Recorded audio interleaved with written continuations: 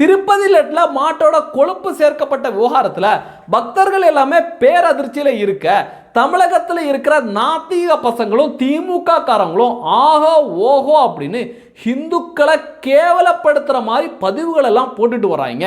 குறிப்பா திமுகவோட கொத்தடிமையா இருக்கிற பியூஷ் மனுஷ் அப்படிங்கிறவன் கொஞ்சம் ஓவரா பேசியிருக்கான். லட்டு வாங்கிட்டு வந்திருப்பாங்க, என்னாச்சு எல்லாம் பீஃப் சாப்பிட்டீங்களா? இதெல்லாம் பற்றி இந்த பதிவில் விரிவா பார்த்துடலாம்.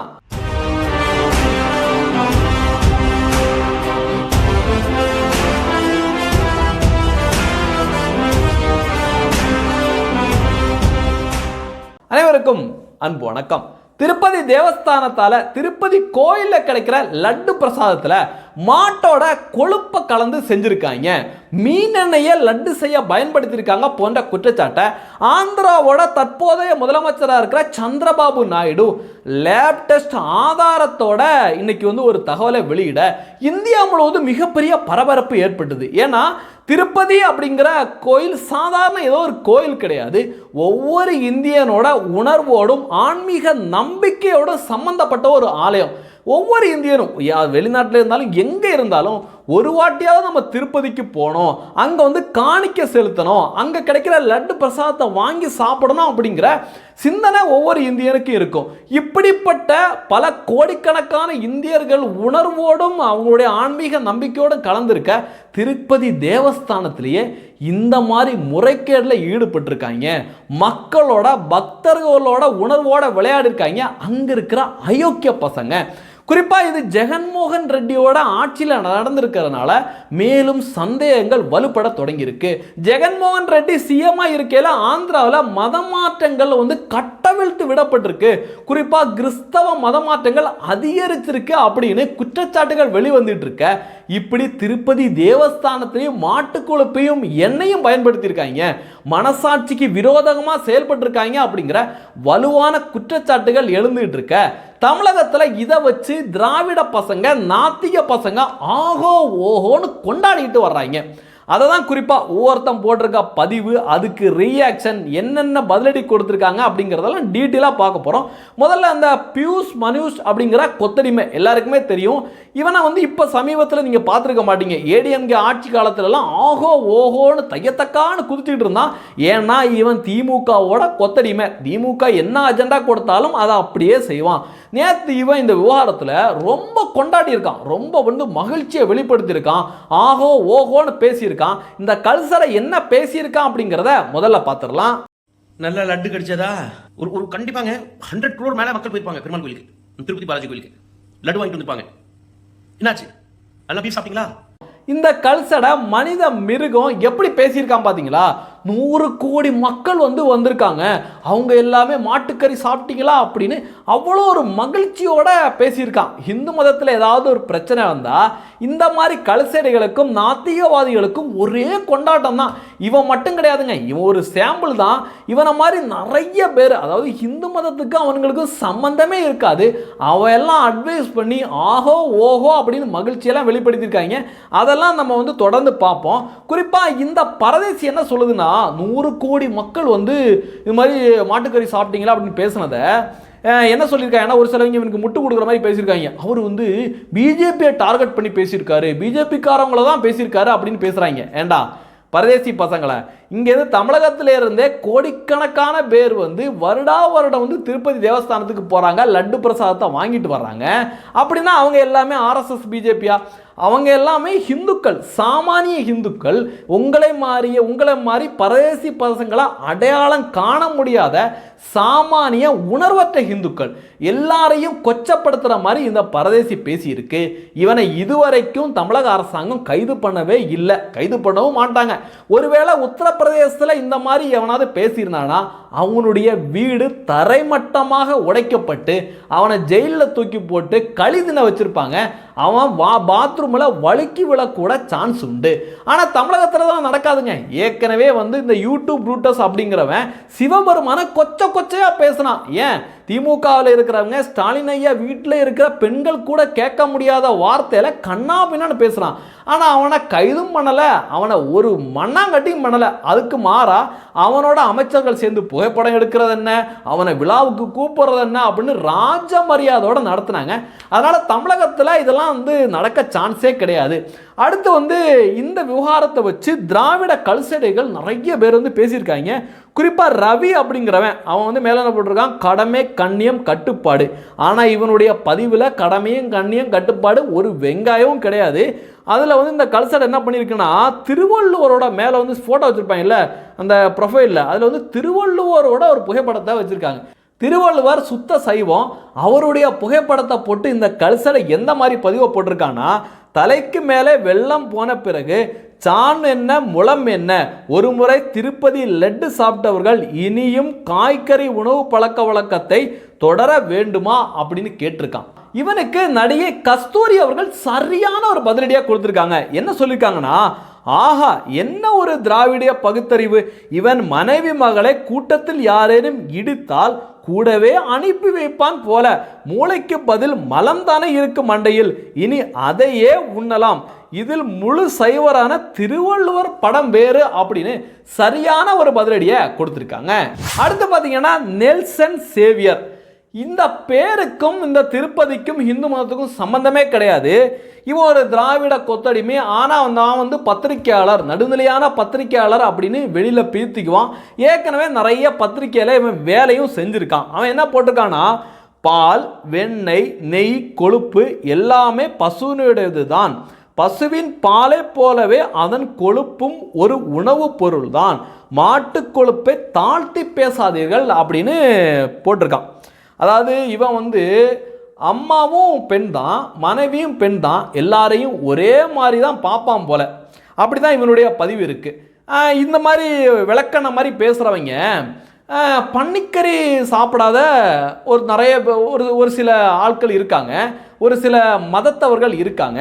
அவங்கள்ட்ட போய் அப்பா நீங்கள் வந்து மாட்டுக்கறியும் சாப்பிட்றீங்க, மாட்டு கறி மாதிரியே பன்னியும் ஒரு கறி தானப்பா, அதையும் சாப்பிடுங்கப்பா அப்படின்னு இவன் உபதேசம் பண்ணுவானா? பண்ணவே மாட்டான். ஹிந்து மதத்துக்குன்னா இது மாதிரி ஆட்கள் எல்லாமே வாண்டடாக ஓடி வருவாங்க. இவங்களோட நோக்கம் திருப்பதியில் வந்து லட்டில் அந்த மாதிரி கலந்துட்டாங்களே அப்படிங்கிறதெல்லாம் கிடையாது. எப்படியாவது ஹிந்து மத நம்பிக்கைகளை கொச்சப்படுத்தணும் அப்படிங்கிறதான் இவனை மாதிரி ஆட்களோட நோக்கம். அடுத்த ஒரு திராவிட கொத்தலுமே என்ன போட்டிருக்கான்னா, திருப்பதி லட்டு சைவமா அசைவமா சிறப்பு பட்டிமன்றம் அப்படின்னு போட்டிருக்கான். உண்மையிலேயே திருப்பதி லட்டு வந்து சைவமா அசைவமா அப்படின்னு ஒரு பட்டிமன்றம் வச்சா அந்த பட்டிமன்றத்துக்கு யாரை கூப்பிட்டா தெரியுமா சரியா இருக்கும்? திமுகவோட அமைச்சர் அன்பில் மகேஷ் அவர்கள். அவர் வந்து நிறைய வாட்டி திருப்பதி போயிருக்காரு. அதுக்கு மேலே அதுக்கு சிறப்பு அழைப்பாளராக யாரை அழைக்கணும்னா அம்மா துர்கா அம்மாவை அழைக்கணும். அவங்க வந்து குடும்பத்தோட, அவங்க திருப்பதி வெங்கடாச்சலபதியோட தீவிர பக்தை. அங்கே போய் அங்கே இருக்கிற லட்டெல்லாம் அவங்க தான் வாங்கி சாப்பிட்ருக்காங்க. அதை வந்து காலங்காலமாக போகிறாங்க. அதனால் அவங்களுக்கு தெரியும் லட்டோட டேஸ்ட் எப்படி இருக்குன்னு அவங்களுக்கு தெரியும். அவங்கள கூப்பிட்டு பட்டிமன்றம் நடத்தினா சிறப்பாக இருக்கும் அப்படின்னு தரமான பதிலடியாக மக்கள் கொடுத்துட்டு வர்றாங்க.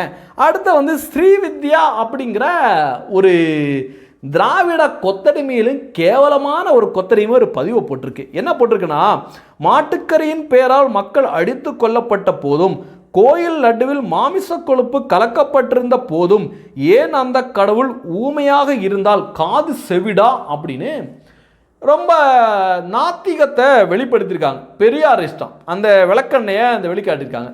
இப்போ எல்லாருக்குமே தெரியும், எல்லாம் சொல்லுவாங்க, நிறைய பேர் இந்த திராவிடர்கள்லாம் பதிவு போடுறது தான். இப்போ ஏற்கனவே கனிமொழியெல்லாம் கேட்டாங்களே, எதுக்குப்பா உண்டியல், கோயிலுக்கு உண்டியலுக்கு எதுக்கு பாதுகாப்பு, சாமி இருக்குல்ல அப்படின்னு நக்கலாக பேசுகிறதெல்லாம் காண முடிஞ்சுது.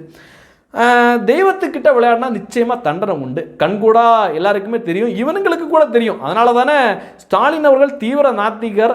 அவருடைய மனைவி வந்து பயங்கரமாக விழுந்து விழுந்து சாமி கும்பிடுவாங்க. ஐயையோ, ஸ்டாலின் அவர்கள் முதலமைச்சர் ஆகணும் அப்படின்னா அவர் ஏறி இறங்காத கோயில் கிடையாது. உங்களுக்கு எல்லாருக்குமே தெரியும், ஆந்திராவில் ஜெகன்மோகன் ரெட்டி போன மாட்டி அதிரி புதிரி வெற்றி. எனக்கு தெரிஞ்சு 151 சீட்டு ஜெயிச்சாருன்னு நினைக்கிறேன். ஆனால் இன்னைக்கு அவருடைய நிலைமை, நம்ம வந்து தேர்தலுக்கு முன்னாடி ஒரு மாதத்துக்கு முன்னாடி கூட ஆந்திராவில் நமக்கு தெரிஞ்சவங்கள்ட்ட பேசல. அவங்க சொன்ன விஷயம், எப்படியும் வந்து டஃப் ஃபைட்டு கொடுப்பாங்க. ஆனால் வந்து ஜெகன்மோகன் தான் மீண்டும் வெற்றி பெறுவார். ஏன்னா நிறைய வந்து மக்களை, பாமர மக்களை ஏமாத்துற மாதிரி நிறைய திட்டங்களை வந்து ஆகோ ஓகோன்னு அள்ளி தெளிச்சிருக்காப்புல. பணம் கொடுக்கறதா இருக்கட்டும், அப்படி இப்படின்னு பயங்கரமாக பண்ணியிருக்காப்புல. அதனால் சான்ஸே கிடையாது, சந்திரபாபு நாயுடு ஜெயிக்க வாய்ப்பே கிடையாது, ஜெகன்மோகன் தான் ஜெயிப்பார்னு சொல்லிட்டு இருந்தாங்க. ஆனால் தேர்தல் முடிவுகள் எப்படி வந்துச்சுன்னா தலைகீழாக மாறுச்சு.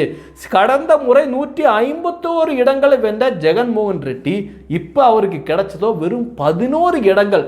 எதிர்க்கட்சி அந்தஸ்து கூட கிடைக்காத அளவுக்கு ஜெகன்மோகன் ரெட்டி புறந்தள்ளப்பட்டால் இதெல்லாம் தெய்வத்தோட ஒரு செயல் தான். எப்பவுமே என்ன விஷயம் பண்ணாலுமே அதுக்கு ரியாக்ஷன் இருக்கும். சரி, இவ்வளோ விவரமா பேசுது இல்ல, ஆனா இவனுங்க என்ன பண்ணுவாங்க, கருணாநிதியோட கல்லறை இருக்குல்ல, அங்க போய் தயிர் வடை வைப்பாங்க, பூவை போடுவாங்க, அங்க பஜனை பாடுவாங்க. அதெல்லாம் எந்த பகுத்தறிவில் வரும்னு தெரியல. அந்த மாதிரி எதிர்கேள்விகளையும் நிறைய பேர் வந்து கேட்டுட்டு இருக்காங்க. ஆனா என்ன கேள்வி கேட்டாலும் இவங்க திருந்துற மாதிரி தெரியல. சூடு சொரண வெக்கம் இருந்தால் தானே அதெல்லாம் கேட்பாங்க. அவங்களுக்கு அந்த அறிவும் கிடையாது, அதை புரிஞ்சுக்கக்கூடிய தன்மையும் கிடையாது இந்த திராவிட பசங்களுக்கு. அடுத்து கிஷோர் கே சாமி இதற்கு சரியான ஒரு பதிலடியாக கொடுத்திருக்காரு. திருப்பதி பிரசாத விவகாரத்தை வைத்து நக்கல் நையாண்டியில் ஈடுபடும் கொத்தடிமை கும்பலின் எண்ண ஓட்டம் எப்படிப்பட்டது என்றால், வீட்டுக்கு வரும் விழுந்தாளிக்கு குடிநீரில் எச்சில் துப்பி கொடுக்கிற மைண்ட் செட்.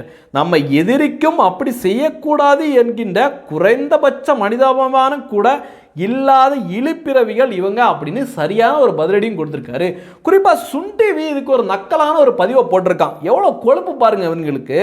கண்ணா லட்டு தின்ன ஆசையா அப்படின்னு திருப்பதி லட்டோட வரலாறு அப்படியே போட்டு கடைசியில் என்ன சொல்லியிருக்காங்கன்னா, இந்த லட்டில் வந்து மாட்டுக்கொழுப்பு கலந்துருக்கிறது தற்போது உறுதியாகி உள்ளது அப்படின்னு அவன் ஒரு சந்தோஷத்தை வெளிப்படுத்தியிருக்கான். அடுத்து பார்த்தீங்கன்னா, முன்னாள் தலைமை அர்ச்சகர் வந்து மிக முக்கியமான ஒரு குற்றச்சாட்டை முன் வச்சிருக்காரு. நம்மளுமே நிறைய இந்த குற்றச்சாட்டை நம்மளுமே நிறைய வந்து திருப்பதி போயிட்டு வரவங்க, காலங்காலமாக திருப்பதி போயிட்டு வர்றவங்கள்ட்ட நம்மளே கேட்டிருப்போம். திருப்பதி லட்டோட தரம் முன்ன மாதிரி இல்லை, டேஸ்ட் முன்ன மாதிரி இல்லை அப்படின்னு நிறைய பேர் நம்ம வீட்டு பக்கத்தில் இருக்கவங்களே சொல்லி நம்ம கேட்டிருப்போம். அதே மாதிரி தான் இவர் சொல்லியிருக்காரு, கடந்த 5 வருடங்களாக திருப்பதி லட்டில் இந்த மாதிரியான விலங்குகள் கொழுப்பு, மீன் கொழுப்பெல்லாம் சேர்த்து வந்து மிகப்பெரிய பாவத்தை, மகா பாவத்தை செஞ்சுட்டாங்க. திருப்பதி லட்டோட தரம் குறைந்திருக்கு அப்படின்னு ஏற்கனவே புகார் அளித்தோம், தேவஸ்தானம் நடவடிக்கையை எடுக்கலை அப்படிங்கிற ஒரு மிக முக்கியமான ஒரு விஷயத்த பேசியிருக்காரு. ஏன்னா இங்கே கூட இப்போ நிறைய குற்றச்சாட்டுகள் வந்துட்டு இருக்கு.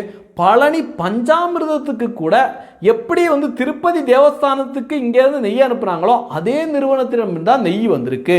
அதனால் பழனியில் இந்த திராவிட ஆட்சியில் இந்த மாதிரியான விஷயங்கள் நடந்திருக்குமோ அப்படிங்கிற சந்தேகங்களும் வலுத்திருக்கு. ஏன்னா திராவிடர்களுக்கு இந்த இந்துக்களோட நம்பிக்கையை கொச்சப்படுத்தணும், இந்துக்களோட நம்பிக்கையை மழுங்கடிக்கணும் அப்படிங்கிறது தான் அவங்களுடைய பிரதானம்.